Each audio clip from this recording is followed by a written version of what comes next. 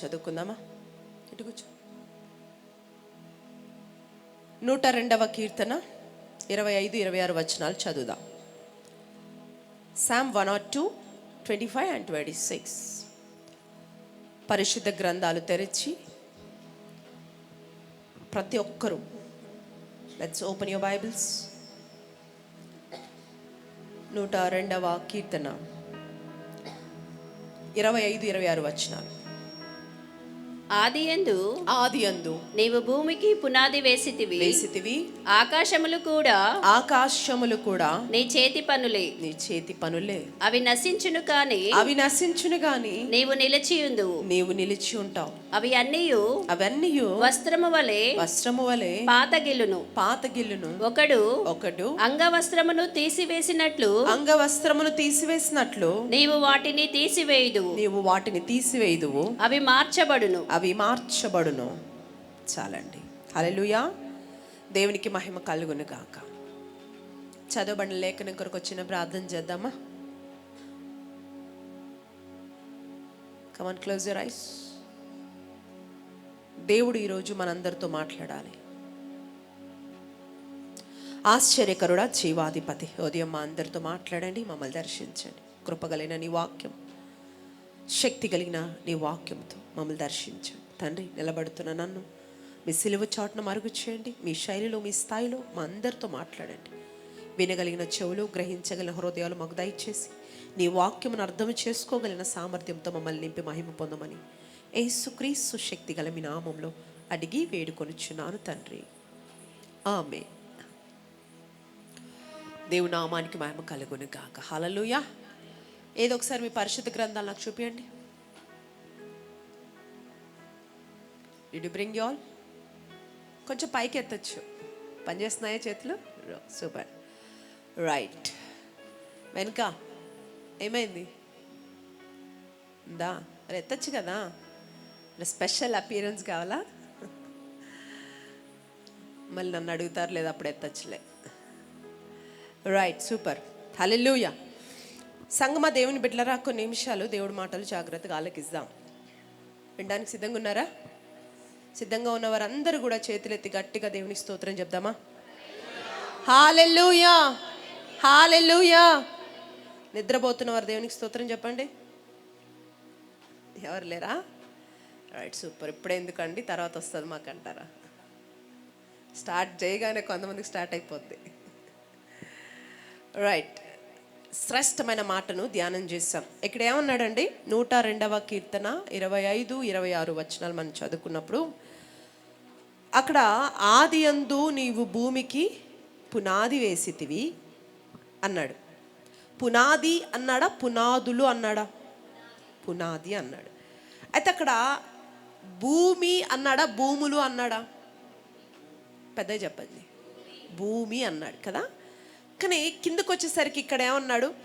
ఆకాశములు నీ చేతి పనులు అన్నాడు కదా. ఆకాశం అన్నాడా, ఆకాశములు అన్నాడా? ఆకాశములు. అర్థమైందండి? ఇప్పుడు భూమి దగ్గరకు వచ్చేసరికి ఒకటే, ఈ ప్రపంచంలో ఒకటే భూమి. ఆమె సింగులర్, ఒక్కటే అది. కానీ ఆకాశం దగ్గరికి వచ్చేసరికి ఆకాశములు అన్నాడు. అంటే ప్లూరల్, అంటే చాలా ఉన్నాయని అర్థం. అవునా? ఈ ప్రపంచంలో భూమి ఒక్కటే, కానీ ఆకాశములు చాలా ఉన్నాయి. దేవునికి స్తోత్రం. హల్లెలూయా. దేవుని వాక్యము ఎంత సత్యమో వినండి సంగమా. వింటున్నారా? అప్పుడే అయిపోయింది. పక్కకి వెళ్ళిపోయారు. వాళ్ళు స్టార్ట్ చేసుకున్నారులే, ఇంకా నా పని స్టార్ట్ చేద్దాం అన్నట్టు. హల్లెలూయా. భూమి అయినా ఆకాశములైనా అక్కడ ఏమంటున్నాడండి? అన్నీ కూడా ఆయన చేతి పనులే. He's in creation. ఆయన అవన్నిటిని సృష్టించాడు. ఆయన చేతి పనులు ఇవన్నీ కూడా. దేవునికి స్తోత్రం. 26వ వచనంలో మాట్లాడుతూ ఏమన్నాడంటే, ఆకాశము భూమి గతించును కానీ నశించిపోతాయి కానీ నీవు మాత్రం నిలిచి ఉంటావు. హల్లెలూయా. దేవునికి స్తోత్రం. అవి నశించిపోతాయి ఒక రోజున. ఏవి? ఆకాశము భూములు పాడైపోతాయి ఒక రోజున. ఏవి? వింటున్నారా? రైట్, పాడైపోతాయి, ఒక రోజున నశించిపోతాయి. కానీ వీటిని కలుగజేసిన వాడు మాత్రము ఎప్పటికీ ఏకరీతిగా ఉండువాడండి. దేవునికి స్తోత్రం. అందుకంటే నీ సంవత్సరములకు అంతము లేదు. ఇప్పుడు మనకి ఎన్ని సంవత్సరాల వరకు వెళ్ళిపోతామనేది తెలియదు మనకి. ఇన్ఫినిటీ. ఎప్పుడు ఆయన రాకడొస్తుంది అప్పుడు ఆగిపోద్ది. ఎప్పుడు ఆయన రాకడంటే చెప్పలేము, ఎవరికి తెలీదు. అందుకే ఆయన సంవత్సరములకు ఏమంటాడు, అంతము లేదు. ఆయనకు మాత్రం వృద్ధాప్యం లేదండి. ఎవరికి? మన యేసయ్యకి వృద్ధాప్యం లేదు. దేవునికి స్తోత్రం. కాలానుగుణంగా వాడిపోయేవాడు కాదన్న. ఇప్పుడు రోజులు గడిచే కొద్దీ మనము వయసు అయిపోతుంటుంది, వాడిపోతుంటాం, ముసలోళ్ళు అయిపోతుంటాం కదా. కానీ కాలానుగుణంగా కానీ వాడిపోయేవాడు లేకపోతే పాతగిలేవాడు కాదండి. ఆయన నిత్యము ఎల్లకాలం ఒకే రీతిగా ఉండి నూతనత్వం కలిగిన దేవుడు ఆయన. ఎవ్రీడే ఆయన చూసిన ఒక క్రొత్తగా అనిపిస్తుంది. ఇప్పుడు ఒక మనిషిని ఒకరోజు ఇంట్రడ్యూస్ చేస్తే, ఇదిగోండి ఇది పలానా మా బంధువు అని, సరే రెండో రోజు సర్లే అంటాడు. మూడో రోజు కూడా తీసుకొచ్చి ఇంట్రడ్యూస్ చేస్తుంటే, పరిచయం చేస్తూ ఉంటే ఎలా అనిపిస్తుంది? ఎన్ని రోజులు చేస్తారా బాబు, 2 రోజులు చూస్తానే ఉన్నాం, ఇంకా ఏం చూస్తాం అంటాం కదా. రోజు తెచ్చి పరిచయం చేస్తూ ఉంటే. కానీ మన దేవుడు అలాంటి దేవుడు కాదండి. ప్రతిరోజు ఆయన్ని మనం పరిచయం చేసుకోవాల్సిన వారమై ఉన్నాం. దేవునికి స్తోత్రం. ప్రతిరోజు మనకు ఆయన పరిచయం అయినా సరికొత్తగా కనిపిస్తాడు ఆయన. దేవుడికి స్తోత్రం. మనుషుల్లో ఏం కొత్త అనిపిది, 2-3 రోజులు పోయిన తర్వాత మనోడే కదా, పాతోడే కదా అనిపిస్తుంది. కానీ దేవుడు పాతగిల్లిపోయే దేవుడు కాదండి. దేవునికి స్తోత్రం. హల్లెలూయా. అందుకే భక్తుడు అంటాడు, కొరింథీ పత్రిక 2వ కొరింథీ 5:17లో, ఎవడైనాను క్రీస్తునందు ఎడలవాడు నూతన సృష్టి, పాతవి గతించినవి సమస్తము క్రొత్తవాయను కదండి. క్రీస్తునందు ఉన్నవాడు ఎలా మారిపోతాడంట? మంచి ఒక నూతన సృష్టిగా మారిపోతాడంట. ప్రతిరోజు ఒక క్రొత్తగా.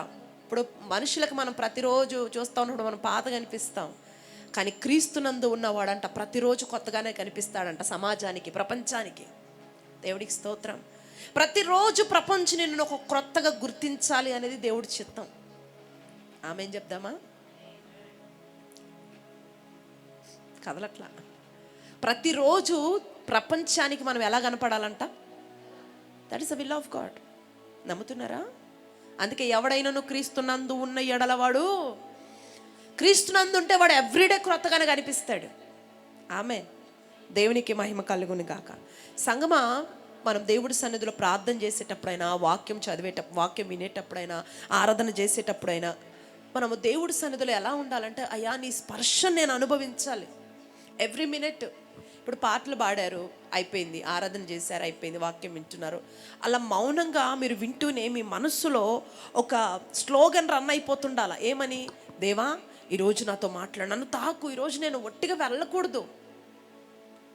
ఈ మైండ్ సెట్తో మనం ఆరాధనలో ఉండాలి. అంతేగాని ఇప్పుడు ఇక్కడ కూర్చున్నాను, ఇప్పుడు ఇంటికి వెళ్ళిన తర్వాత ఏం చేయాలి, వాడు ఫోన్ చేస్తున్నాడు, వీడు ఇంకా చేయలేదు, వీడు ఇంకా మెసేజ్ పెట్టలేదు, ఇప్పుడు ఇంటికి వెళ్ళి ఏం వంట చేయాలి, ఇది కాదు మన మైండ్లో ఉండాల్సింది. ఉన్న 1.5 గంట 2 గంటలు, కొంతమంది అయితే గంట కూడా ఉండట్లా. మార్నింగ్ సర్వీస్లో 9కి వస్తారు విఐపి. వీళ్ళు ఎవరంటే వెరీ వెరీ విఐపి భక్తులు అనమాట. వీళ్ళు 9కి 10కి మళ్ళీ 10, 20, 20 ఇంక ఉండరు. ఇక్కడ కింద ఉంటారు ఎక్కడో పోయి. హల్లెలూయా. మీకు టైం సరిపోకపోతే సెకండ్ సర్వీస్కి రావచ్చు కదా. టైంకి రండి, టైంని అలవాటు చేసుకోండి.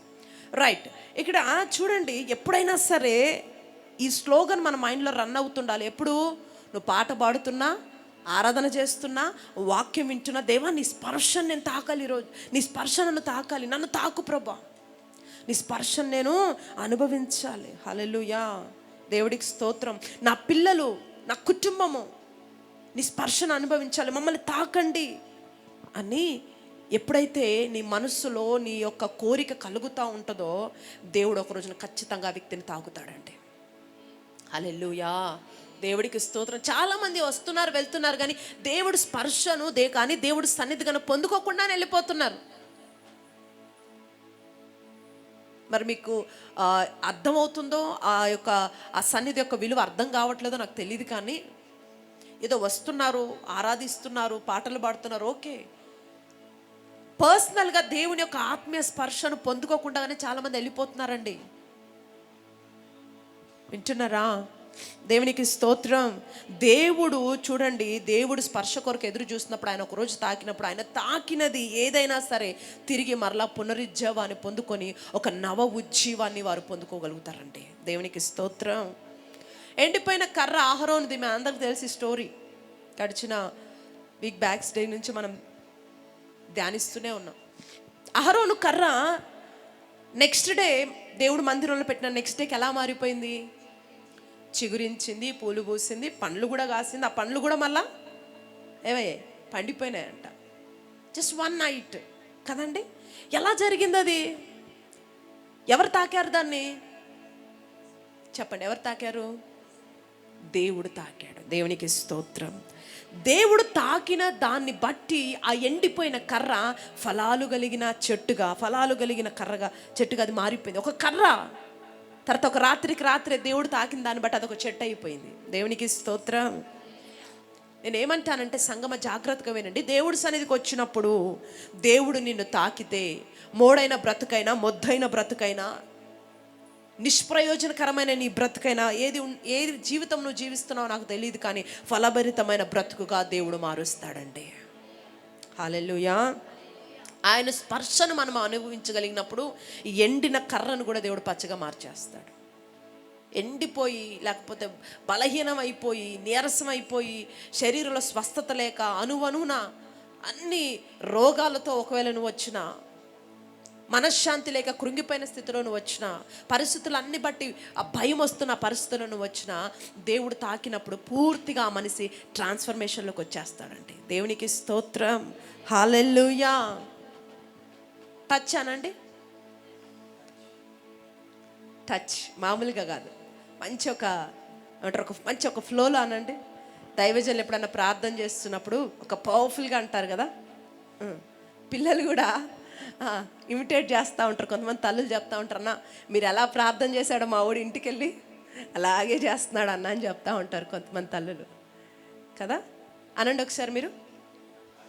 ఈరోజు మీరు టచ్ అనండి. టచ్ అంటుండగానే దేవుడు మిమ్మల్ని టచ్ చేయబోతున్నాడు. హల్లెలూయా. అందమా? టచ్. హల్లెలూయా. ఏ టచ్ ఇది? ఇది మన టచ్ కాదండి, దేవుని యొక్క స్పర్శ. దేవుడికి స్తోత్రం. టచ్లో టచ్ స్పెల్లింగ్ చెప్తారా ఒకసారి? TOUCH. దేవుడికి స్తోత్రం. బావచ్చు మీకు. హల్లెలూయా. రైట్. టచ్ అనండి. టచ్లో T ఫర్ ట్రాన్స్ఫర్మేషన్, లైఫ్. హల్లెలూయా. టచ్లో T ఉంది కదా, ఆ టీ స్టాండ్ ఫర్ ఏంటంటే ట్రాన్స్ఫర్మేషన్ లైఫ్, అంటే మారిన జీవితము. దేవునికి స్తోత్రం. దేవుడు ఒక వ్యక్తిని తాకితే వారి జీవితాలు ఏమైపోతాయండి? మారిపోతాయి.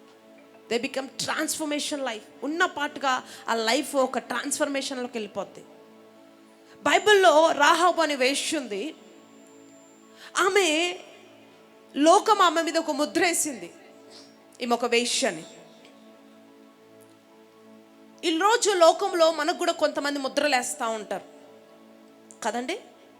కొంతమందిని వీడు గర్విష్ట అంటాడు, వీడు అసూయపరుడు అంటాడు, లేకపోతే ఈమె ఎప్పుడు గయ్యాలిదిరా బాబు అంటారు, లేకపోతే ఈమె ఎప్పుడు ఎక్కువ మాట్లాడుతుంది అంటారు. రకరకాల ముద్రలు ప్రపంచం మన మీద వేస్తూ ఉంటుంది. కొంచెం మౌనంగా ఉన్నా సరే ఈమె ఎవరితో మాట్లాడదండి, పెద్ద బిల్డప్. సరే అని కొంచెం మాట్లాడారా, ఎక్కువ మాట్లాడేస్తుందండి బాబోయ్, ఈమెతో అసలు పెట్టుకోకూడదండి. తక్కువ మాట్లాడినా కష్టమే, ఎక్కువ మాట్లాడినా కష్టమే, అసలు మాట్లాడకపోయినా కష్టమే. ప్రపంచం చూసారండి, అన్నిటికీ ఒక ముద్రలు వేస్తూ ఉంటారు, అవునా? పురుషులను చూస్తే వీడు త్రాగుబోతాను, రకరకాల ముద్రలు. ఈరోజు సంగమా జాగ్రత్తగా వినండి. ఎవరైనా నీకు కూడా ఒకవేళ ఇలాంటి ఒక చెడ్డ ముద్ర వేస్తే, నువ్వు అదనో, నువ్వు ఇదనో, లేకపోతే నువ్వు ఎవరితో మాట్లాడవనో, లేకపోతే నువ్వు గర్విస్తానో, లేకపోతే నీ కోపం ఎక్కువనో, మేబీ నీకు ప్రపంచము, లేకపోతే నీ సమాజం, లేకపోతే నీ బంధువులు మేబీ ఒక ఈ చెడుకరమైన ముద్ర వేశారేమో. ఈరోజు ప్రభు దగ్గర నిలబడి మీరు అడగండి, ప్రభా నాలో అలాంటి క్యారెక్టర్ ఏమైనా ఉందా? ఇదిగో నన్ను ఇలా అంటున్నారు, కోపిస్ట్ అంటున్నారు, లేకపోతే వీడు నన్ను గర్విస్ట్ అంటున్నారు, తాగుబోతు అంటున్నాడు, వీడు ఎప్పుడు కూడా అందరిని చూసి మచ్చరిపోయే వ్యక్తిత్వం, ఇలా అంటున్నారు. నిజంగా క్యారెక్టర్ నాలో ఉందా? నాకు తెలియట్లేదు, కానీ ప్రపంచం నన్ను అలా చూస్తుంది. హల్లెలూయా. ఒకసారి తప్పేమన్నా ఉందో అని చెక్ చేసుకోండి. ఈరోజు దీని మీద మీరు దృష్టి పెట్టండి.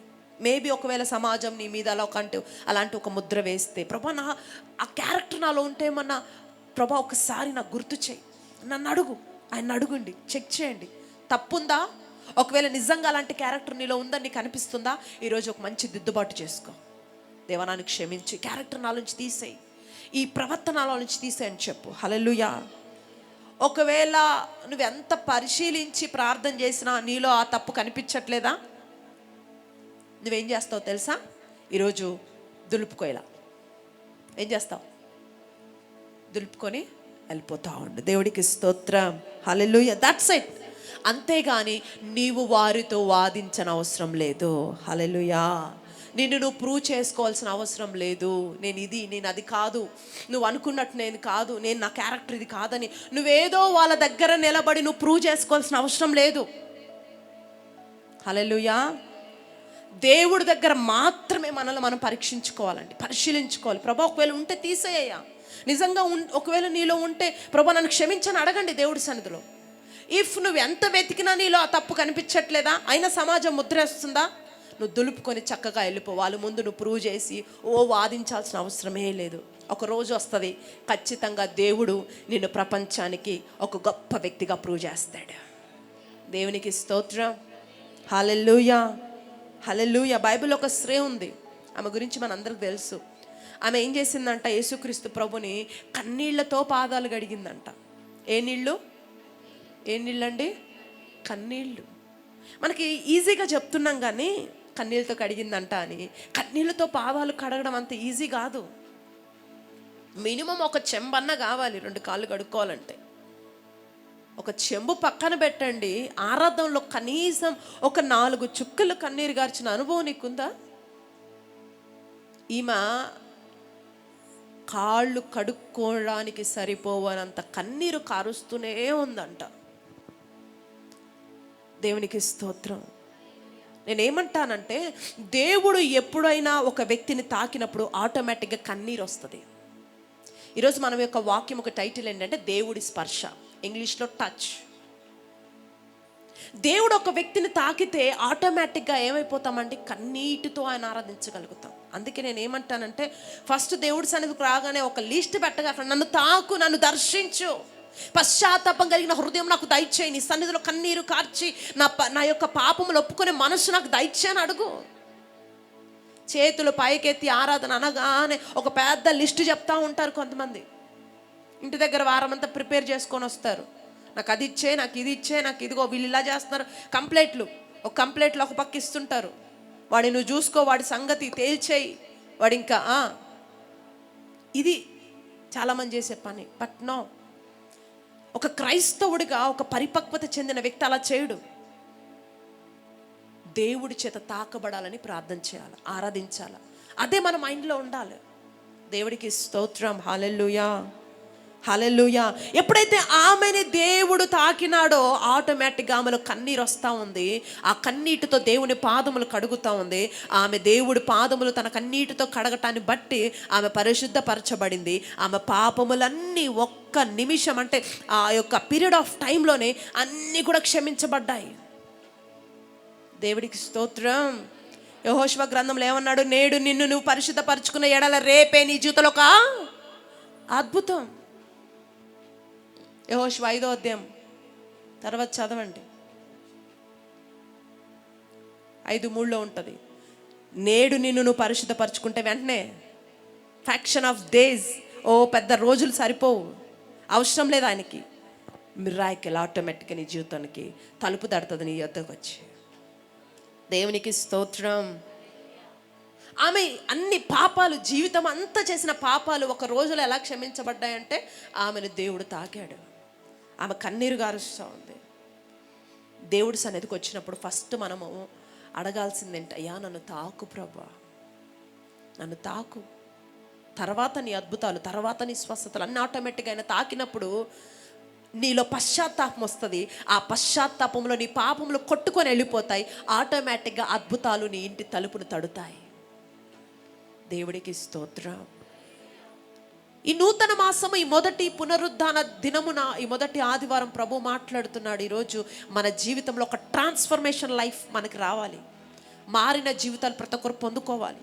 అందుకే ఒక మారిన జీవితం ఒక వ్యక్తికి రావాలంటే దేవుడు తాకాలి. దేవునికి స్తోత్రం. తాకితే ఆటోమేటిక్గా వ్యక్తి జీవితం ఆటోమేటిక్గా మార్చబడుతుంది. T for transformation life. Next ఏంటండి? O for open I.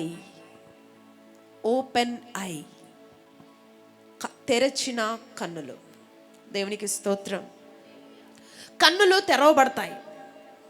రెండవది, ఎప్పుడైతే దేవుడు తాకుతాడో ఒక వ్యక్తికి మారిన జీవితం అంటే ట్రాన్స్ఫర్మేషన్ లైఫ్ వస్తుంది. రెండు, అతడి కన్నులు తెరవబడతాయి, లేక ఆమె కన్నులు తెరవబడతాయి. దేవునికి స్తోత్రం. ఏది ఒకసారి చేతులెత్తి దేవునికి స్తోత్రం చెప్దామా? వినడానికి ఇష్టంగానే ఉన్నారా? ఏం బాధ ఏం లేదుగా? ఇబ్బంది ఏమైనా ఉందా? కంఫర్ట్గా కూర్చున్నారా? రైట్. దేవుడికి స్తోత్రం. ఓపెన్ ఐ అంటే తెరిచిన కన్నులంట. అంటే ఒక వ్యక్తిని దేవుడు తాకినప్పుడు వాడి గుడ్డితనం పోద్ది, వాడిలో ఉన్న అంధత్వం పోద్ది. ఇప్పుడు మీరు అనొచ్చు, సిస్టర్ నాకేమి గుడ్డి, నేను సూపర్గా చూస్తానండి, నేను కిలోమీటర్ల దూరంలో ఉన్న వ్యక్తిని కూడా నేను చాలా బాగా కనిపెట్టగలను, నాకేం గుడ్డితనం లేదు అని మీరు అనొచ్చు. ఓకే, యు ఆర్ సూపర్, మీరు చాలా మంచిగా చూడగలుగుతున్నారు. కానీ బైబిల్ ఏం చెప్తుందంటే ఆ గుడ్డితనం గురించి కాదు.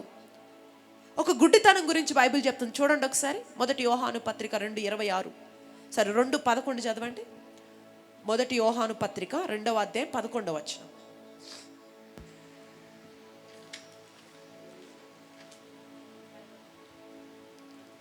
తన సహోదరుని ద్వేషించువాడు చీకటిలో ఉండి చీకటిలో నడుచుచున్నాడు. చీకటి అతని కన్నులకు గురుడితనము కలుగ చేసెను. కనుక తానెక్కడికి పోవచ్చున్నాడో అతడికి తెలియదండి. చాలు. హృదయాల్లో ద్వేషం అనే ఒక చీకటి ఉందంట. ఎవరి హృదయాల్లో? మనందరి హృదయాల్లో. నా హృదయం అనండి. ద్వేషం లేని వారు దేవునికి స్తోత్రం చెప్దామా? ఖచ్చితంగా ఏదో ఒక విషయంలో ఎదుటివారిని చూసి ద్వేషపడతామండి. లేదని ఎవరని చెప్పలేం. ఖచ్చితంగా వస్తుంది. కొంతమందిని చూసినప్పుడు వాడు ఎదుగుతూ ఉంటే కోపం వచ్చేస్తూ ఉంటుంది, ద్వేషం వచ్చేస్తూ ఉంటుంది. ఇప్పుడు ఏంటంట, ఏమంటున్నాడు? హృదయాల్లో ద్వేషం అనే చీకటి ఉంది. అది మనుషులకు గుడ్డితనం కలగజేస్తూ ఉంది. ఈ ద్వేషము మనుషులకు ఏం చేస్తుందంట? ఒక గుడ్డితనము. ఆ గుడ్డితనము కమ్మడాన్ని బట్టి, ఆ చీకటి కమ్మడాన్ని బట్టి ఆ వ్యక్తి ఏం చేస్తున్నాడో, ఏం తాగుతున్నాడో, ఏ మార్గం కూడా వెళుతున్నాడో, ఏం మాట్లాడుతున్నాడో, ఏం చేస్తున్నాడో అర్థము కాక ఒక గుడ్డివాడిగా తయారైపోతున్నాడు. కొంతమందికి ఏం మాట్లాడుతున్నారో అర్థం కాదు. సిచ్యువేషన్ తగ్గట్టు మాట్లాడడమే తెలియట్లే కొంతమందికి. ఏజ్ పెరిగిపోతుంది కానీ ఎప్పుడు ఎక్కడ ఎలా మాట్లాడాలో కొంతమందికి తెలియదు. దేవునికి స్తోత్రం. ఆ పరిపక్వతను దేవుడిని అడగండి. అనవసరమైన చోట మాట్లాడడము, అది కూడా ఏది పడితే అది మాట్లాడడం, మన ప్రమేయము అక్కడ అవసరం లేదు అయినా సరే నిలబడటం, it's not a good thing. దేవుడికి స్తోత్రం. ఇప్పుడు చీకటి పాపానికి గుర్తని మనం రెగ్యులర్గా చదువుతాం, వింటాం. అయితే ఒక పాప సంబంధమైన చీకటిలో ఒక వ్యక్తి మునిగిపోతూ ఉన్నప్పుడు ఆ చీకటి వాడిని ఏం చేస్తుందంటే గుడ్డివాడిగా తయారు చేస్తుంది. దేవుడికి స్తోత్రం. ఆ గుడ్డితనము అంటే వాడు ఏం చేస్తున్నాడో కూడా తెలియనంతగా మార్చేస్తుంది. ఆ గుడ్డితనం ఏం చేస్తున్నాడు, ఎటు వెళ్తున్నాడు, ఏం మాట్లాడుతున్నాడు. ఇలాంటి గుడ్డితనంలో ఉన్న వారికి ప్రేమ కానీ, ఆప్యాయత కానీ, బంధములు కానీ, భార్య అని కానీ, పిల్లలని కానీ ఏది ఉండదు. వీళ్ళకి అలా వెళ్ళిపోతూ ఉంటారు, అలా వస్తుంటారు. అసలు వాళ్ళు ఎందుకు బ్రతుకుతున్నారో, ఏం చేస్తున్నారో కూడా అర్థం కాదు. భార్య విలువ, పిల్లల విలువ, భర్త విలువ వీళ్ళకి ఏం తెలియదు. ఇంకా ఎవరికి? ఈ గుడ్డితనము, చీకటి అనే గుడ్డితనంలో ఉన్న వారికి. కానీ ఎప్పుడైతే మనల్ని మనం పవిత్రపరచుకునే కొలది దేవుడు మన హృదయాన్ని ఆ ద్వేషమును తీసేసి ప్రేమతో నింపడం ప్రారంభిస్తాడండి. దేవునికి స్తోత్రం. హల్లెలూయా. ఏం చేస్తాడంట, మనం ఎప్పుడైతే ఆయన సన్నిధిలో మనం పవిత్రపరుచుకుంటా ఉంటామో, ఈ హృదయంలో ద్వేషము కమ్మిన ఆ ద్వేషాన్ని దేవుడు తీసేసి, ఆ చీకటిని దేవుడు తీసేసి, ప్రేమ అనే ఆత్మ ఫలముతో ఆ హృదయాన్ని దేవుడు నింపేస్తాడు. దేవునికి స్తోత్రం. చీకట్లో ఉన్నవాడికి ప్రేమ ఉండదు. కారణం ఏంటంటే, ఈ చీకటి వారికి గుడ్డితనం కలగజేస్తుంది. వాడి భార్య ఎవరో పరాయి భార్య ఎవరో తెలియదు వాడికి. వింటున్నారండి? ఇంకిత జ్ఞానాన్ని కూడా కోల్పోతాడు. నేనేమంటానంటే, ప్రభు నిన్ను తాకినప్పుడు ఖచ్చితంగా నీ కళ్ళు తెరవబడతాయి. ఆమె నువ్వేం చేస్తున్నావో, ఏం మాట్లాడుతున్నావో, ఎక్కడికి వెళ్తున్నావో, ఏం చేస్తున్నావో అన్నీ కూడా ఫస్ట్ నీకు అర్థమవుతాయి. హల్లెలూయా. కొంతమందికి అర్థం కావట్లా, ఏదో బ్రతుకుతున్నారు, ఏదో జీవిస్తున్నారు, అంతేగాని ప్రేమ లేదు, ఆప్యాయత లేదు, బంధం లేదు, భార్య విలువ తెలియట్లేదు, భర్త విలువ నీకు తెలియట్లేదు. పిల్లలు కూడా ఇష్టానుసారంగా కొంతమంది మాట్లాడేస్తూ ఉంటారు. ఒక ఇంగిత జ్ఞానం ఉండాలండి. కొంతమంది అంటారు కదా, అది ఆ ఇంగిత జ్ఞానం ఉందా నీకు అని అంటారు కదా, అవునా? హల్లెలూయా. దేవుడికి స్తోత్రం.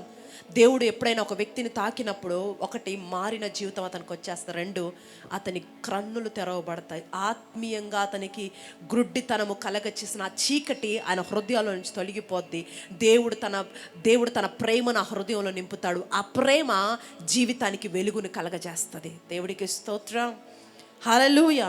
ఈరోజు దేవుడు ఆత్మీయ స్పర్శను మనం అందరము పొందుకుందుము గాక, అనుభవించుదము గాక. దేవుడికి స్తోత్రం. హల్లెలూయా. ప్రతి విషయంలో జాగ్రత్తగా తీసుకునే కృప నీకు అనుగ్రహించబడుతుందండి.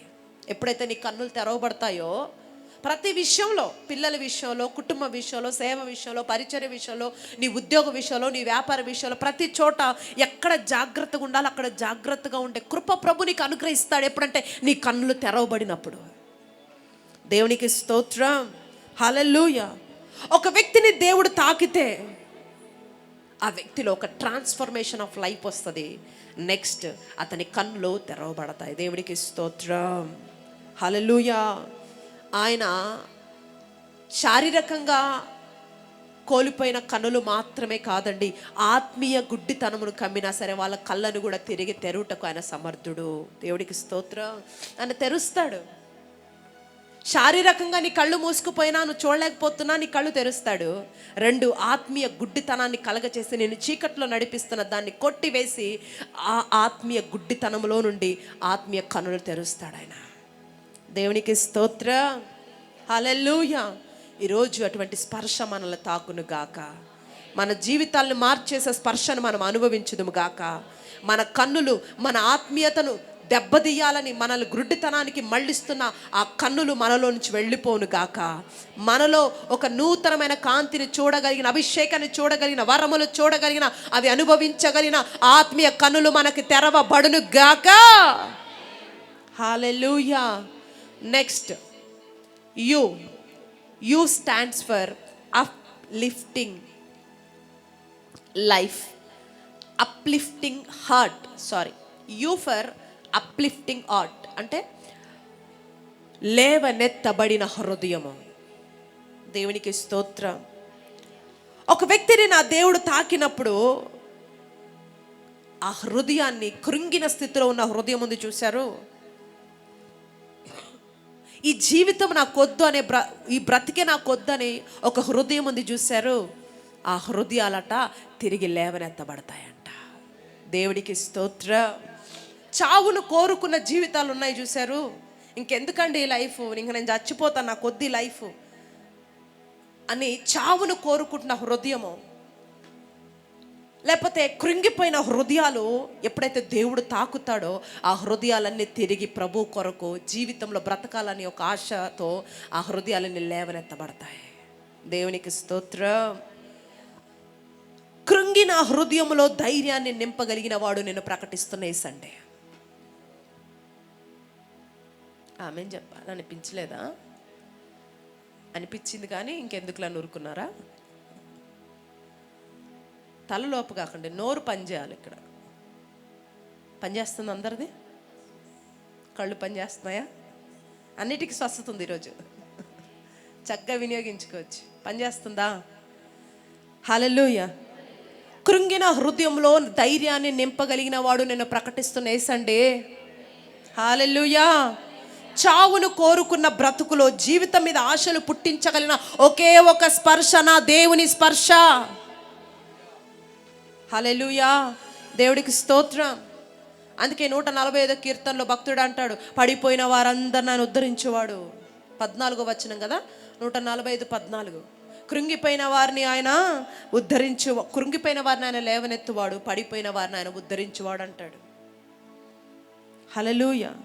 నిజమే, ఈ లోకంలో కృంగిపోయిన వారు లేవనెత్తేవారు లేక చుట్టూ ఉన్న పరిస్థితులను బట్టి కృంగిపోయి ఇంకెందుకు ఈ బ్రతుకని చనిపోదాం అనుకుంటున్న మంది ఎంతోమంది ఉన్నారు.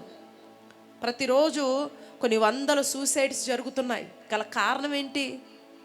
కొంతమందికి డబ్బు ఉంది, కొంతమందికి అన్నీ ఉన్నా సరే చచ్చిపోయే పరిస్థితి వస్తుంది. కారణం ఏంటి? అవునా?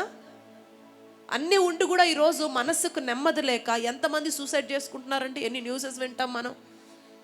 అరే అతనికి ఏం తక్కువైంది, ఎందుకు చక్కగా ఉండొచ్చు కదా అంటే హృదయంలో నెమ్మది లేదు, హృదయంలో సమాధానం లేదు, హృదయంలో ఆనందం లేక ఎంతమంది చనిపోతున్నారు.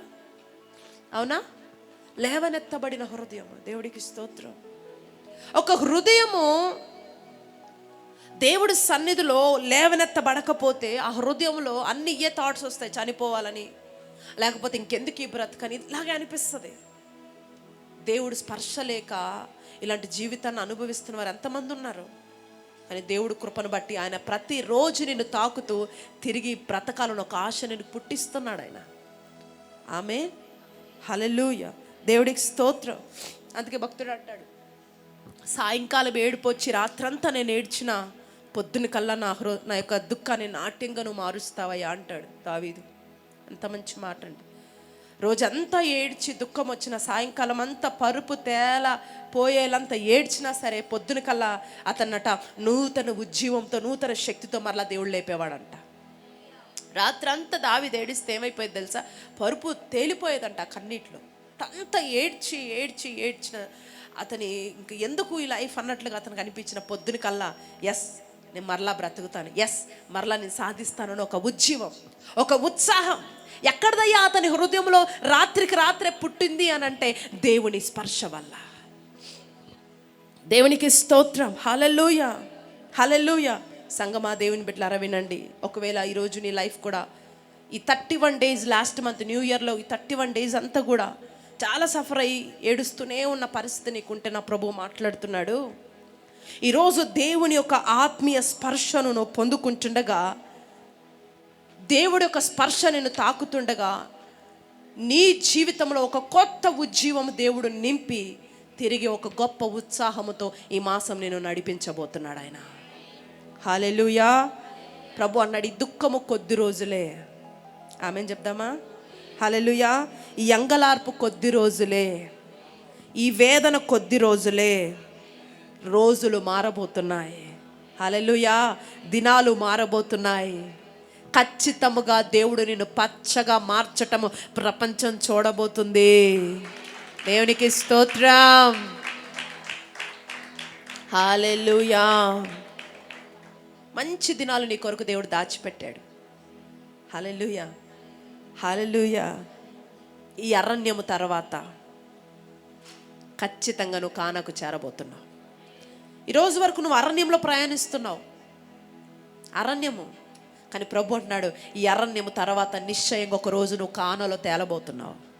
నువ్వు అనుకుంటున్నావు ఈ అరణ్యంలో నేను చచ్చిపోతానేమో, ఈ అరణ్యంలోనూ నా పని అయిపోద్దేమో, నడిచి నడిచి ఇంక దీంతోటే ఇంకా జీవితకాలం అంతా ఈ అప్పులు కట్టేసరికి నా బ్రతుకు అయిపోద్దేమో అన్నట్లుగా మేబీ నీ పరిస్థితి ఉంటే ప్రభు అంటున్నాడు, లేదు లేదు, నువ్వు అరణ్యంలో చావము, నిశ్చయముగా కానాకు చేరి సజీవుడవై ఉత్సాహ ధ్వనులతో దేవుణ్ణి ఆరాధించే ఒక దినము ఖచ్చితంగా ప్రభు నీకు ఇయ్యబోతున్నాడు.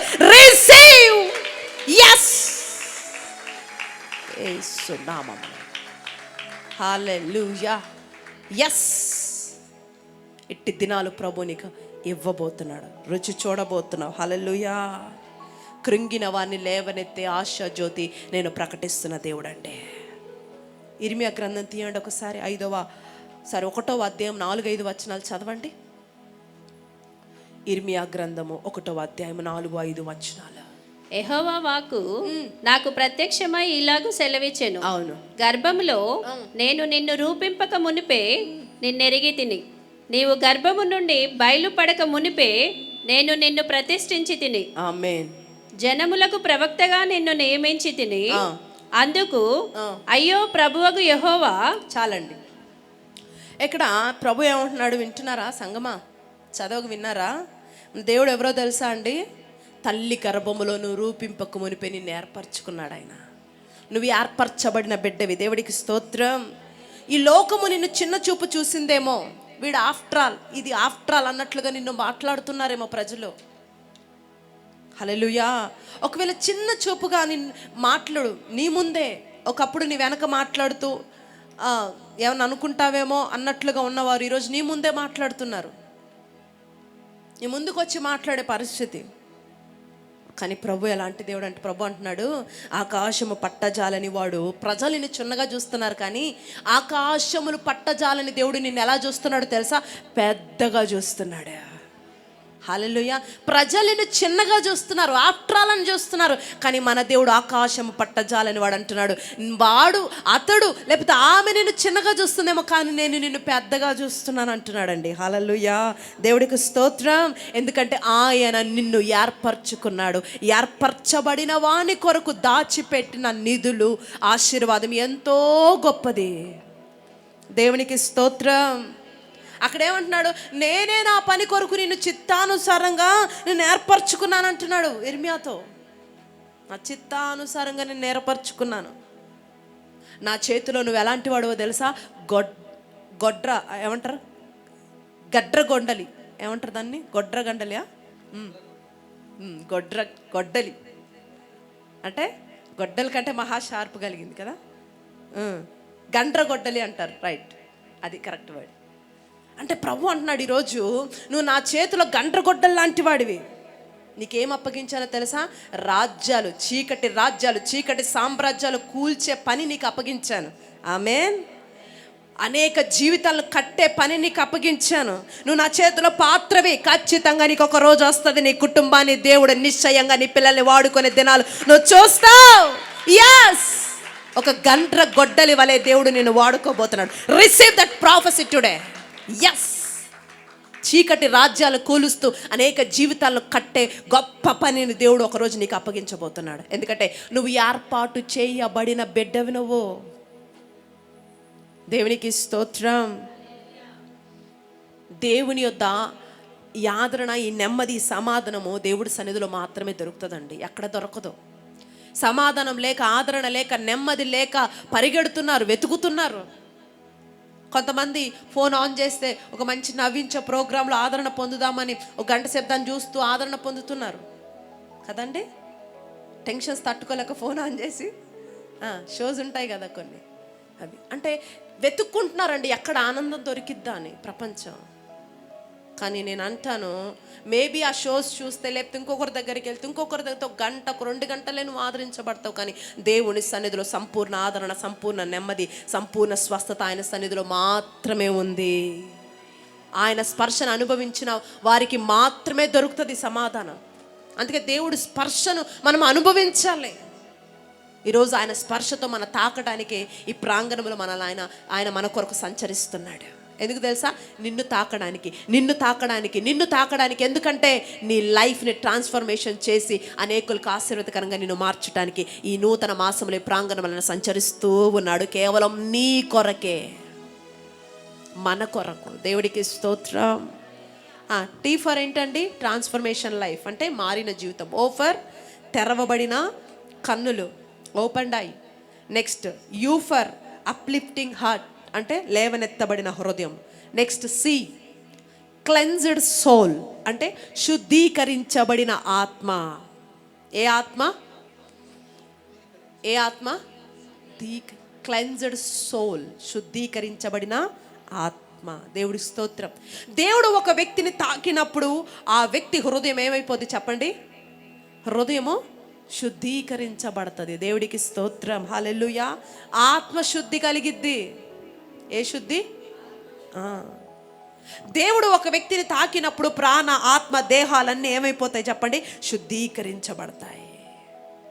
అయితే సంగమా, దేవుడు తాకితే శుద్ధీకరించబడద్దు అన్నాడు కదా. దేవుడు ఆ వ్యక్తిని తాకాలంటే ఏం చేయాలి? ఇప్పుడు ఆయన మన దాకొచ్చి మనల్ని తాకాలి. తాకితేనే మనం శుద్ధీకరించబడతాం. ఆయన మన దాకా రావాలంటే పశ్చాత్తాప హృదయముతో అనండి, మరలా అనండి. ఏ హృదయము? పశ్చాత్తాప హృదయముతో. ఎప్పుడైతే ఒక వ్యక్తి పశ్చాత్తాప హృదయముతో ఆరాధిస్తాడో, ఎప్పుడైతే ఒక వ్యక్తి పశ్చాత్తాప హృదయముతో ప్రార్థిస్తాడో, అప్పుడు ఏమైపోద్దంటే తను ఎట్టివాడో గ్రహించగలుగుతాడు. అంటే ఆయన స్థితి, ఆయన స్థాయి, అతను బ్రతుకుతున్న విధానం అతనికి అర్థమైపోద్ది. ఎప్పుడు? పశ్చాత్తాపంతో ప్రార్థన చేస్తున్నప్పుడు వెంటనే ఆత్మ మనలో ఒప్పింపజేస్తూ ఉంటుంది. ఇదిగో నువ్వు ఇది చేస్తావు, నువ్వు అది చేస్తావు, కమాన్ నువ్వు దేవుడి దగ్గర ఒప్పుకో అని ఆత్మ దేవుడు ఒప్పింపజేస్తూ ఉంటాడు. అర్థమవుతుందా అండి? హల్లెలూయా. ఎప్పుడు దేవుడు తాకుతాడు చెప్పండి? పశ్చాత్తాప హృదయము మనలో కలిగినప్పుడు మనం అసలు ఏం చేస్తున్నాం, మన స్థితి ఏంటి, మనం ఎటు వెళ్తున్నాం అనేది మనకు అర్థమైపోద్ది. హల్లెలూయా. అప్పుడు ఒప్పుకుంటా ఉంటాం ఆటోమేటిక్గా. యెషయా గారు మంచి ప్రవక్త. ఆయన అధ్యాయాలు కొన్ని రాస్తూ 1వ అధ్యాయము, 2వ అధ్యాయం, 3వ అధ్యాయం, 4వ అధ్యాయం, 5వ అధ్యాయంలో ఇలా రాస్తూ ఆయన అందరి గురించి రాస్తున్నాడు. వీళ్ళు అలా చేస్తున్నారయ్యా, వీళ్ళు ఇలా చేస్తున్నారు, వాళ్ళ తప్పులు వీళ్ళ తప్పులు రాసుకుంటూ వచ్చాడు. ఎవరు? యెషయా గారు. దాదాపు 5 అధ్యాయాల వరకు రాసుకుంటూ వచ్చి 6వ అధ్యాయానికి వచ్చేసరికి దేవుడు ఎప్పుడైతే ఆయన తాకాడో, ఎవరు? యెషయా గారు. వింటున్నారా? ఈ 5 అధ్యాయాల వరకు ఏం చేశాడు? వాళ్ళు అలా చేస్తున్నారు, వీళ్ళు అలా చేస్తున్నారు, అన్ని కంప్లైంట్స్ రాస్తున్నాడు. కానీ ఎప్పుడైతే దేవుడు ఆ యెషయాని తాకినాడో, పరలోక దర్శనాన్ని చూస్తున్నాడో, అత్యున్నతమైన సింహాసనమందు దేవుడు ఆసీనుడం అవడం ఆయన చూస్తున్నాడో, వెంటనే ప్రార్థించడం ప్రారంభించాడండి. అంటున్నాడు ఆరాధనలు, అయ్యో అయ్యో అపవిత్రమైన పెదవుల గలవాడనే అని వెక్కి వెక్కి ఆడవడం ప్రారంభిస్తాడు. అక్కడ 5 అధ్యాయాల వరకు కంప్లైంట్ చేసిన వ్యక్తి, మనం కూడా ఫస్ట్ ఆరాధన రాగానే లాస్ట్ వీక్ ఎవడిని తిట్టాడో, ఎవడు ఏదన్నాడో, ఎవరు అన్నారు, మొత్తం ఇదే పని అన్ని రాసుకొస్తారు మైండ్లో, కంప్లైంట్ చేస్తూ ఉంటాం. వీడు ఇలా చేశాడు, వాడు పని చూడు, నువ్వు యుద్ధములు చేసే దేవుడు కదా, వాక్యాలన్నీ వల్లిస్తారు ఇక బాగా. అలాంటి బాగా గుర్తుంటాయి కదండి. నువ్వు యథార్థవంతుల పక్షాన ఉంటానన్నావు కదా, పెద్ద యథార్థుడిగా ప్రవర్తించినట్టు కదండి. ఇలాగే చేశాడు యెషయా గారు. కానీ ఎప్పుడైతే దేవుడు అతన్ని తాకాడో, దేవుడు ఎప్పుడైతే దర్శిస్తున్నాడో, పరలోక దర్శనాన్ని చూస్తున్నాడు, అయ్యో అయ్యో ఏడవటం ప్రారంభిస్తున్నాడు. నేనేమంటానంటే మన దేవుడు పశ్చాత్తాపమునకు స్పందించే దేవుడు అండి. పశ్చాత్తాప ప్రార్థనకు మన దేవుడు స్పందిస్తాడు. హల్లెలూయా. వింటున్నారా? కొన్నిసార్లు ఏంటో నాకు దేవుడు ఎంత ప్రార్థన చేసినా విడుదల ఇట్లా, ఎంత ప్రార్థన చేసినా దేవుడు నాతో మాట్లాడట్లేదంటే పశ్చాత్తాపంతో ఒకసారి ప్రార్థన చేసి చూడు, ఖచ్చితంగా దేవుడు నీ కొరకు స్పందిస్తాడు. హల్లెలూయా. కన్నీటితో ఒక 10 నిమిషాలు ప్రార్థన చేసి చూడు, నిశ్చయంగా దేవుడు నీ కొరకు దిగొస్తాడు. హల్లెలూయా. వింటున్నారండి? గంటలు గంటలు అయిపోతున్నాయండి, ఉపవాసాలు ఉంటున్నానని, అయినను దేవుడు మాట, దేవుడు యొక్క రెవల్యూషన్ పొందుకోలేకపోతున్నానంటే, నువ్వు రోజులు ప్రార్థన చేసినా, 10 నిమిషాలు, 1 గంట కన్నీటి ప్రార్థన చేసిన, రోజంతా ప్రార్థన చేసినప్పుడు నువ్వు పొందని విడుదల, పొందని స్పర్శ, పొందని కృప, ఒక 10 నిమిషాలు కన్నీటి ప్రార్థన చేసి చూడు, ఎంత నింపబడతావో. అనుభవించండి ఆ టేస్ట్ని, తెలుసుకోండి ఆ టేస్ట్ని. రుచి చూసి ఎరిగి తిని అంటాడు భక్తుడు. ఎలా చూశాడంట? ఆ పశ్చాత్తాప ప్రార్థన, కన్నీటి ప్రార్థనలో ఉన్న రుచి చూసి, ఆ పశ్చాత్తాప ప్రార్థన, కన్నీటి ప్రార్థన చేసే దావీదు ఒక గొర్రెల కాపరి రాజు అయిపోయాడండి. హల్లెలూయా. ఆ రుచి చూశాడు. ఈరోజు ఆ రుచిని నువ్వు కూడా టేస్ట్ చేస్తావా? చెయ్యి ఒకసారి. ఈ మాసంలో ట్రై చేయి, కన్నీటి ప్రార్థన ట్రై చేయి, పశ్చాత్తాపంతో ప్రార్థన చేయడం ట్రై చేయి. ఈ మాసంలో దేవుడు నీ స్థాయిని పెంచకపోతాడు. హల్లెలూయా. హల్లెలూయా. నమ్ముతున్నావా? నమ్ముతున్నారు ఈరోజు? హల్లెలూయా. సంగమా, దేవుడు ఒక వ్యక్తిని తాకినప్పుడు ఖచ్చితంగా ఆ పశ్చాత్తాపం వస్తుందండి.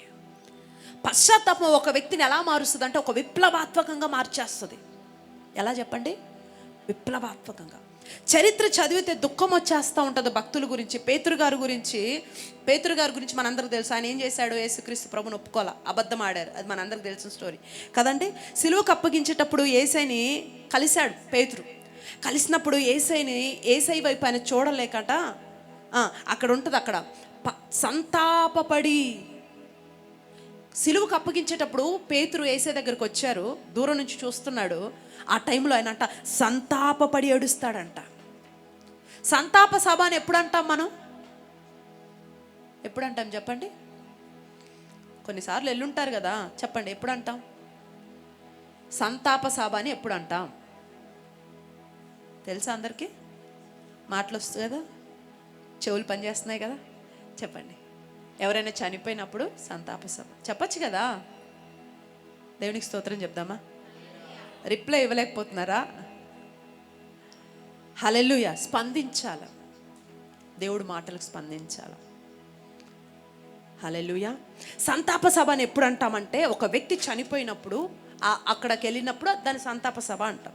ఇక్కడ చూడండి, పేతురు తన అబద్ధపు జీవితాన్ని బట్టి, తను ఒప్పుకోని జీవితాన్ని బట్టి, తన పాపము నిమిత్తము ఎంతగా ఏడుస్తున్నాడంటే, ఎవరైనా చనిపోతే ఇంట్లో ఎలా ఏడుస్తారో తన అబద్ధ జీవితాన్ని బట్టి అంతగా ఏడుస్తున్నాడంట. అంటే ఒక వ్యక్తి చనిపోయినప్పుడు ఎంత కన్నీరు వస్తుందండి? ఆప్తులు, మన దగ్గర వారు చనిపోయినప్పుడు, అంటే ఒక వ్యక్తి చనిపోయినప్పుడు ఎంత బాధ, ఎంత దుఃఖముతో ఏడుస్తారో తన అబద్ధపు జీవితాన్ని బట్టి అంత ఏడుస్తున్నాడంట పేతురు గారు. సంతాపపడి ఏడ్చను. మనకు చిన్నగా అనిపిస్తుంది కండి, సంతాప సభలో ఎలా ఏడుస్తారో అంత ఏడుస్తున్నాడంట తన అబద్ధ జీవితాన్ని బట్టి. వింటున్నారా బ్రదర్స్ అండ్ సిస్టర్స్? ఒకసారి నా వైపు చూస్తే మాటలు వినండి. వింటున్నారా? హల్లెలూయా. ఎప్పుడైనా ఎవరికైనా అబద్ధము చెప్తే, నీ ఇంట్లో చెబితే, లేకపోతే నీ ఇంట్లో వారికి అబద్ధం చెప్తే,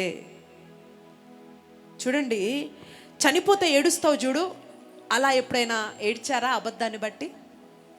అబద్ధం లైట్, మమ్మీయే కదా, డాడీయే కదా, అన్నయ్య కదా, ఏం కాదులే. అబద్ధాన్ని బట్టి ఎప్పుడైనా ఎవరైనా చచ్చిపోయినట్టు ఏడ్చారండి?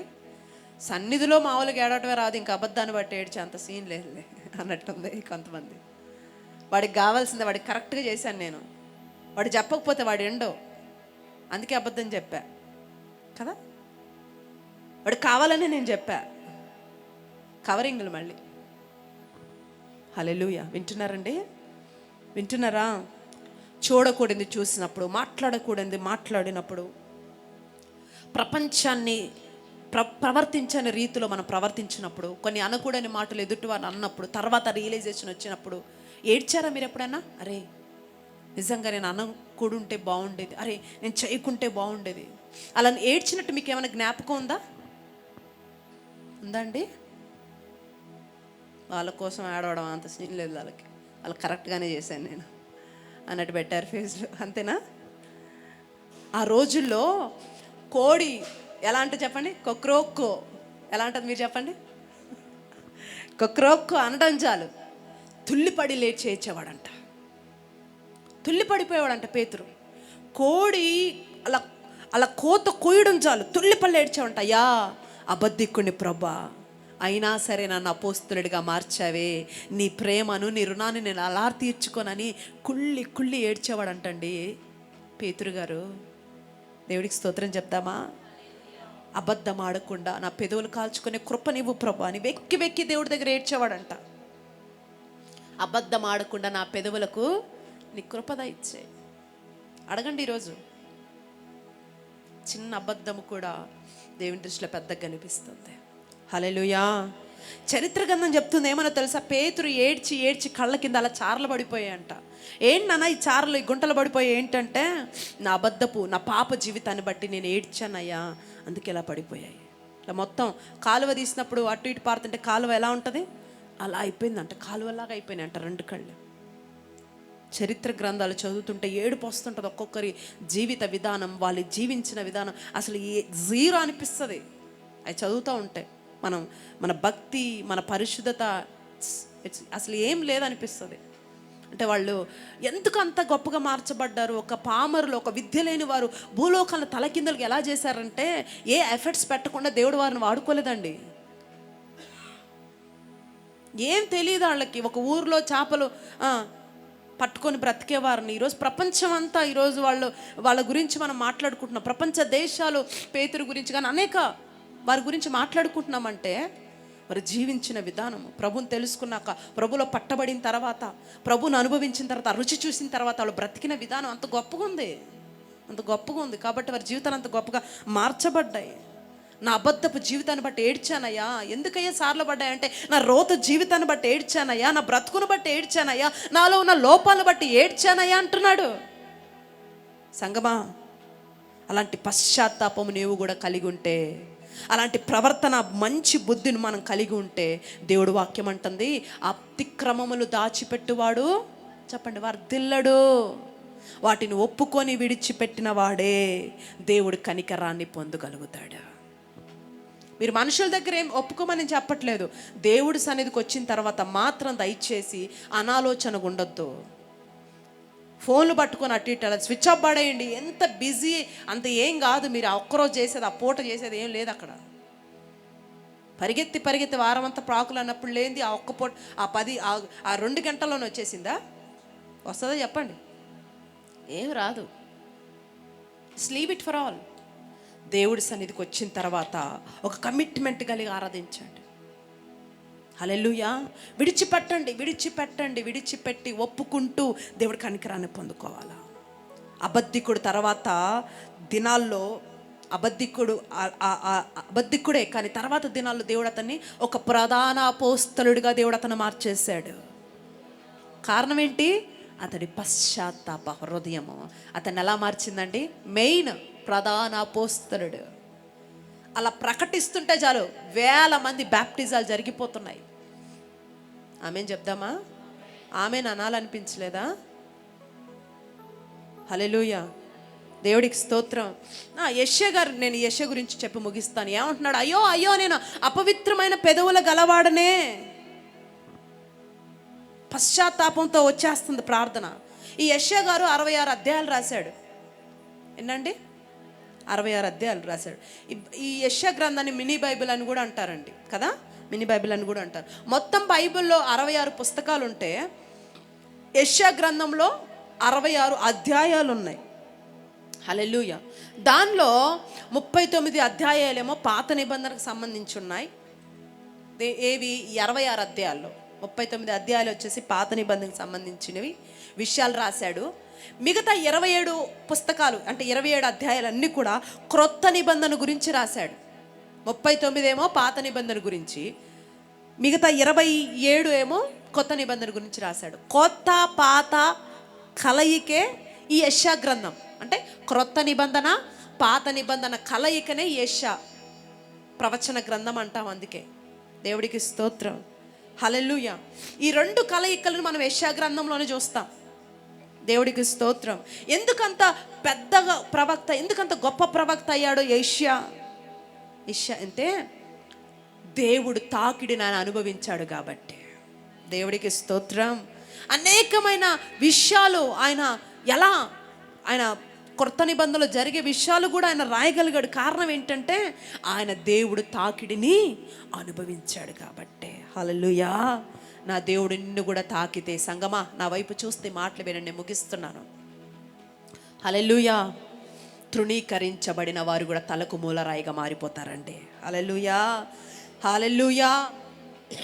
త్రోసివేయబడిన జీవితాలు కూడా గొప్పగా దేవుడు మార్చేస్తాడండి. కాలము తాకితే కాలానుగుణంగా ఏదైనా పాతదైపోద్ది. అవునా? రోజులు అయిపోతుంటే అన్నీ పాతవైపోతాయి. కానీ దేవుడు తాకింది మాత్రము ఖచ్చితంగా అది నవనూతనం అయిపోద్దండి. హల్లెలూయా.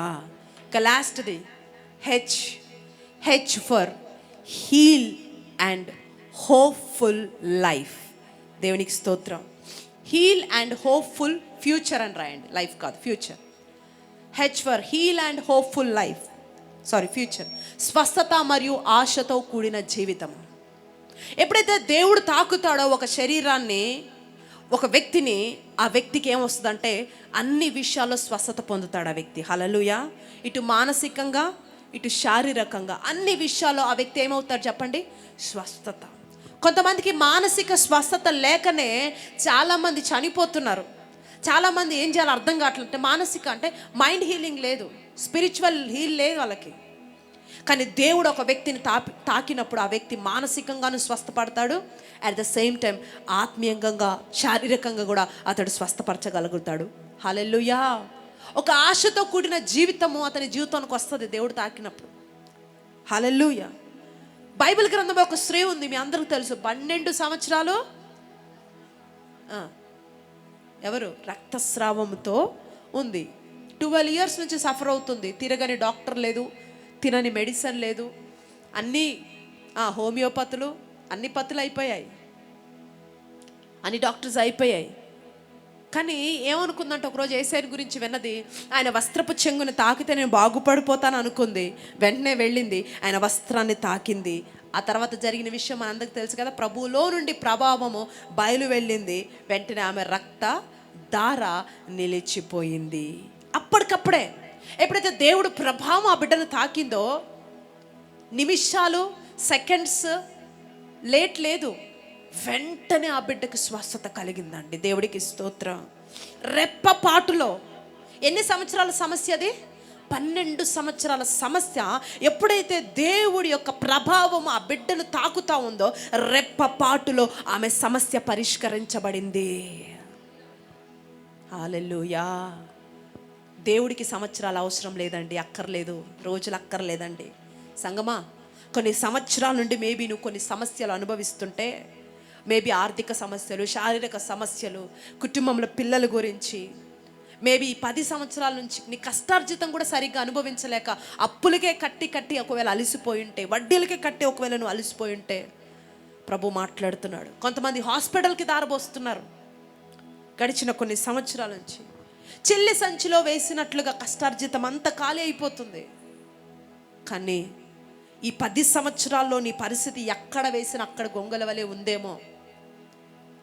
ఏం మారలేదండి, సంవత్సరాలు అయిపోతున్నాయి. కానీ ప్రతి సంవత్సరం ఆశపడుతూనే ఉన్నాను, కోరుకుంటూనే ఉన్నాను, ఈ సంవత్సరం నా ఇల్లు అయిపోద్ది, ఈ సంవత్సరం ఇదిగో ఇక్కడ నేను ఇది చేస్తాను అనుకున్నాను, ఈ సంవత్సరం ఇది కొందాం అనుకున్నాను, ఈ సంవత్సరం ఇది చేద్దాం అనుకుంటున్నాను, కానీ చేయలేకపోయాను. మేబీ ఒక 10 ఏళ్ల నుంచి, ఒక 5 ఏళ్ల నుంచి స్ట్రగుల్స్ అనుభవిస్తూనే నీ లైఫ్లో నువ్వు ముందుకు వెళుతుండొచ్చు. ఈరోజు ఒక్క మాట ప్రభువుని అడగయ్యా, నన్ను ఒక్కసారి తాకో. హల్లెలూయా. నన్ను ఒక్కసారి దర్శించు ప్రభువా. ఎప్పుడైతే ఒక్కసారి యేసయ్య ఆమె తాకిందో, యేసయ్య ఆమెను తాకాడో, ఆ ప్రభావం ఎప్పుడైతే అమలోకి వచ్చిందో, 12 సంవత్సరాలుగా ఉన్న సమస్య వెంటనే పరిష్కరించబడిందండి. రెప్పపాటులో పరిష్కరించబడిందండి. ఈరోజు నా దేవుడు నీకెన్ని సంవత్సరాలు సమస్యలో ఉన్నావో నాకు తెలీదు, కానీ పరిష్కరించటానికి నా దేవుడు సిద్ధంగా ఉన్నాడు. హల్లెలూయా. తాకడానికి నా దేవుడు సిద్ధంగా ఉన్నాడు. నీకున్న వ్యాధి చివరికి వైద్యులు కూడా బాగు చేయలేని ఒక రోగము నువ్వు సఫర్ అవుతున్నావే, ఆ ప్రాబ్లమ్ను కూడా దేవుడు ఈరోజు స్వస్థపరిచి నీకు పంపించబోతున్నాడు. నువ్వు ఒకటే అడుగయ్యా, ఒక్కసారి నన్ను తాకు ప్రభువా, నన్ను దర్శించు. నువ్వు తాకితే ఏదైనా తీరిపోద్ది అంటున్నారు కదా, ఆ అనుభవాన్ని నేను ఈరోజు పొందుకోవాలి. దేవుడికి స్తోత్రం. 12 సంవత్సరాల రోగమైన, 5 సంవత్సరాల సమస్యమైన, ఏదైనా సరే దేవుడు తాకితే రెప్పపాటులో సంపూర్ణ పరిష్కారం అనుగ్రహించబడుతుందండి. ఈరోజు మీరు ఎన్ని సంవత్సరాల నుంచి సమస్యలతో ఉన్నారో నాకు తెలియదు. ఈరోజు ఈ మాట చెప్పనివ్వండి, మీ సమస్యలకి గొప్ప పరిష్కారము ఈ మాసంలో దేవుడు అనుగ్రహించును గాక. హల్లెలూయా. హల్లెలూయా. గొప్ప పరిష్కారం మీరు పొందుకుందురు గాక. మీ ప్రతి సమస్య దేవుని ప్రభావములో నుండి వెళ్ళి కాలిపోవును గాక. దేవుడు ప్రభావం ప్రతి బిడ్డను దర్శించును గాక. ఎవరు రోగములో ఉన్నారు, ఎవరు అప్పుల్లో ఉన్నారు, ఎవరు సమస్యలతో ఉన్నారు, ప్రతి సమస్య నజరేయుడైన యేసు నామములో దేవుని ప్రభావం మీలో బయలు వస్తుండగా, ఇదిగో రెప్పపాటులో సంపూర్ణ విడుదల. రిసీవ్. yes. ఒక గొప్ప ఆత్మీయ స్పర్శను మీరు పొందబోతున్నారు. దేవుడు తాకిడి దేవుడు మీకు అనుగ్రహించబోతున్నాడు. ఈరోజు నీ పిల్లల గురించి, ఎగ్జామ్స్ గురించి, యవనస్తుడా, లేకపోతే నీ యొక్క ఫ్యామిలీ ప్రాబ్లమ్స్ బట్టి ఏ సమస్య అయినా నాకు తెలీదు, నా దేవుడు పరిష్కరించగలిగిన ఒక గొప్ప గొప్ప ఆలోచన నీకు ఇచ్చి పంపించబోతున్నాడు. Receive that wisdom power. Yes, గొప్ప ఆలోచన పొందుకో ఈరోజు. ఆమేన్, ఆమేన్. లేచి నిలబడే నీ సమస్యను పరిష్కరించుటకు ఒక గొప్ప ఆలోచన దేవుడు నీకు అనుగ్రహిస్తుండగా ఒకటే చెప్పు, దేవా నన్ను తాకు ప్రభువా, నన్ను దర్శించు ప్రభువా. నీ స్పర్శ నా సమస్యను కాల్చివేస్తుంది. నీ స్పర్శ నాకున్న రోగాన్ని తీసివేస్తుంది. ఈరోజు దేవుడు ఆత్మీయ స్పర్శతో మనం తాకబడాలి. శుద్ధీకరించబడిన హృదయంతో మంచి మనసుతో దేవునితో మాట్లాడితే ఒక ప్రార్థన చేయి. ఈరోజు ఆయన నిన్ను తాకాలనుకుంటున్నాడు. ఆయన నిన్ను తాకాలి అంటే సరైన నీ ప్రార్థన ఆయన కోరుతున్నాడు. సరిగ్గా నువ్వు ఆరాధించడం ఆయన కోరుకుంటున్నాడు. సరిగ్గా ఆయనకు నువ్వు సమీపస్తుడిగా రావటం ఆయన కోరుకుంటున్నాడు. 430 సంవత్సరాలకున్న బానిసత్వం ఒక్క రోజు నా దేవుడు తొలగించినట్లుగా నీ సమస్య నీ రోజు నా దేవుడు తాకుతుండగా గొప్ప పరిష్కారం ఈరోజు నువ్వు చూడబోతున్నావు. యేసయ్యా మీకు వందనాలు. నిజమే, మా అందరితో మీరు మాట్లాడినందుకు వందనాలు. ఎంత దినాలు చివరి రోజుల్లో నీ స్పర్శ లేకుండా, నీ తాకిడే లేకుండా మేము బ్రతకలేము. మేము సర్వే కావాలంటే నీ స్పర్శతో మమ్మల్ని తాకండి, మమ్మల్ని దర్శించండి, ఆ జీవితాన్ని మాకు అనుగ్రహించండి. సమస్యలు పరిష్కరింపబడిన రోజులు మేము చూచుదుము గాక. ప్రతి బిడ్డ వారి సమస్యలు పరిష్కరించబడే రోజులు వారు చూచుదురు గాక. నీ కృపా సమాధానాలు విస్తరింపచేసి దీవించి మహిమ పొందమని యేసుక్రీస్తు శక్తి గల మీ నామములో అడిగి వేడుకొని ప్రతి పరిష్కారమును మేము పొంది ఉన్నాము తండ్రి.